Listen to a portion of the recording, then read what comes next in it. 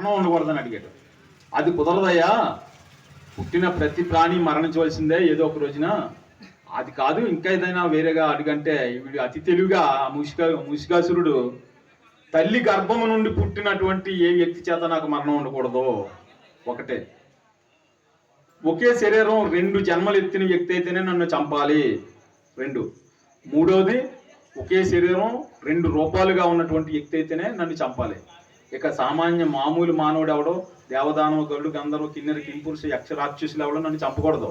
ఈ విధమైనటువంటి జన్మ, ఈ విధమైనటువంటి రూపం, అటువంటి స్వరూపం ఉన్నవాడికి మాత్రమే నన్ను చంపాలి అని కోరాడు. అంటే అటువంటి స్వరూపం ఎవరికి ఉండదు కదా. ఎవరికైనా ఒకే రూపం ఉంటుంది, ఒకే జన్మ ఉంటుంది. పైగా ప్రతి మనిషి తల్లి గర్భం నుంచి వస్తాడు. అందుకు విరుద్ధంగా సృష్టిలో ప్రాణులు లేవు అప్పటి వరకు. అలా కోరాడు అన్నమాట అండి వాడు తెలివిగా. సరే తదాస్తనే ఆయన వెళ్ళిపోయాడు. ఆ తర్వాత మరి రాక్షసులు, దుర్మార్గులైన రాక్షసులకు అంత తెలివితేటలుంటే మరి లోకాలను రక్షించేటటువంటి శక్తివంతమైనటువంటి దేవతలకు వాళ్ళకి ఎంత తెలివితేటలు ఉంటాయి. వాడిని సంహరించడం కోసమే జగన్మాత ఒక బొమ్మను చేసి, ఆ బొమ్మకు ప్రాణప్రతిష్ఠ చేసి ఆయన్ని ఈ లోకానికి అందించింది. అయితే వాడిని చంపడానికి కావలసినటువంటి ఏర్పాట్లు జరగాలి కాబట్టి ఆ పరమేశ్వరుడు ఆయన శిరస్సును ఖండించడం కూడా జరుగుతుంది. అంటే శివుడు అంత తెలివి తక్కువగా అజ్ఞానంతో ఏమీ తల నరికేయలేదండి. ఆయన అంత తెలివి తక్కువడు కాదు పరమేశ్వరుడు. ముషికుడు అనేటటువంటి రాక్షస సంహారం జరగడానికి ఇవన్నీ ఏర్పాట్లు అన్నమాట అండి.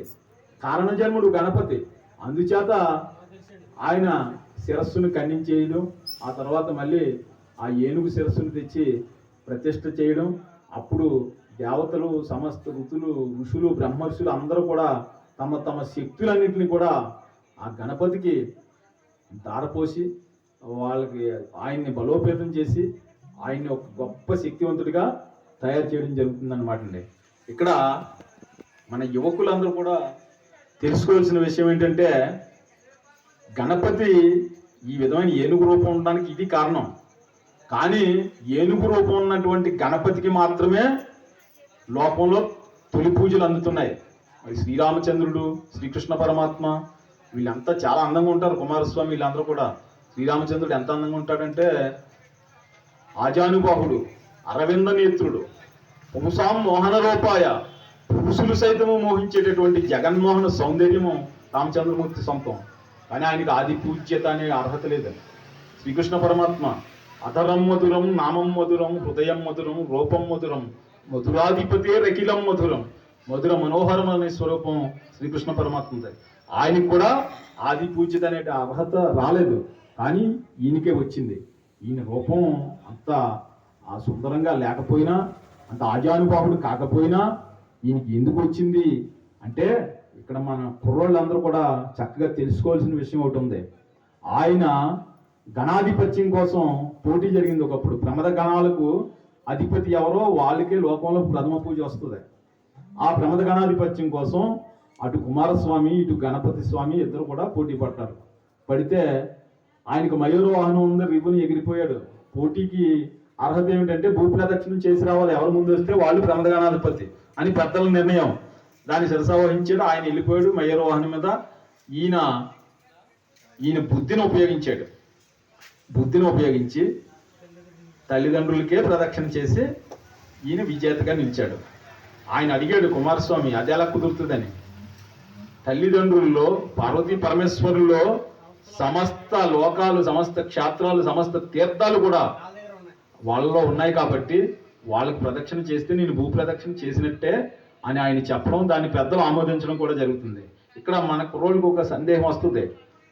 ఆయన పరమేశ్వరుడు కాబట్టి, ఆయనలో సమస్త క్షేత్రాలు, తీర్థాలు ఉన్నాయి కాబట్టి ఆయన్ని పూజించి నా గణాధిపతి అయ్యాడు.